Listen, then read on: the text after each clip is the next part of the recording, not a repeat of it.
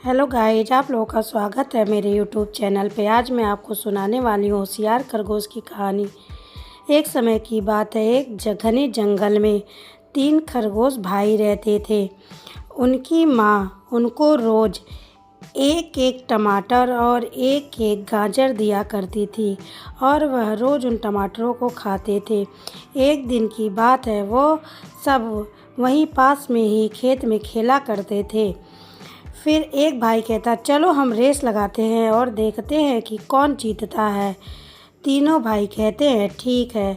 अब तीनों रेस लगाने के लिए तैयार हो जाते हैं, लेकिन 2 भाई रेस लगाने लगते हैं और एक भाई वहीं पे खड़ा हो जाता है और उसे भूख लगती है और वह अपने भाइयों को बुलाने लगता है, रुको रुको, पहले खाना खा लेते फिर रेस लगाते हैं।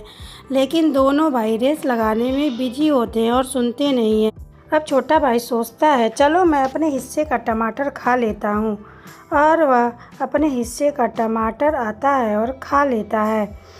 लेकिन जैसे ही एक टमाटर खाता है, उसको दूसरा टमाटर भी देख के लालच लगने लगता है और सोचता है ये भी खा ही लेता हूँ, और ऐसे करके वो दोनों टमाटर खा जाता है। लेकिन जब दोनों भाई वापस आते हैं तो आपस में बात करते हैं, देखा मैं रेस जीत गया, और अभी चलो खाना खा लेते हैं फिर रेस लगाते हैं। लेकिन जब वो टमाटर खाने आते हैं तो देखते हैं कि टोकरी में टमाटर ही नहीं होती है।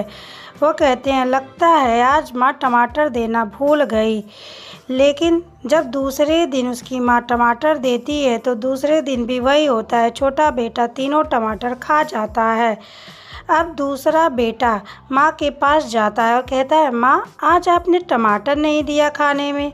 माँ कहती है, नहीं बेटा ऐसा तो नहीं है, लेकिन माँ को समझ जाता है। माँ कहती है, ठीक है, मैं कल ऐसा खाने में चीज़ दूंगा कि मज़ा ही आ जाएगा। तभी छोटा बेटा कहता है, माँ ऐसा क्या दोगे जो खाने में मज़ा आ जाएगा, पहले ही बता दो मुझे, नहीं तो मुझे पसंद ना आया तो माँ को समझ आ जाता है कि सब इसी का किया धरा है, यही खा रहा है।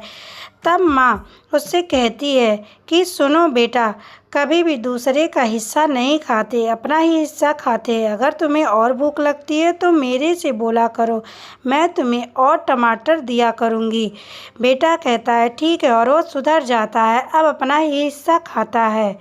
तो इस कहानी से हमें ये सीख मिलती है कि हमें कभी भी दूसरे का हिस्सा नहीं खाना चाहिए, हमेशा अपना ही खाना चाहिए।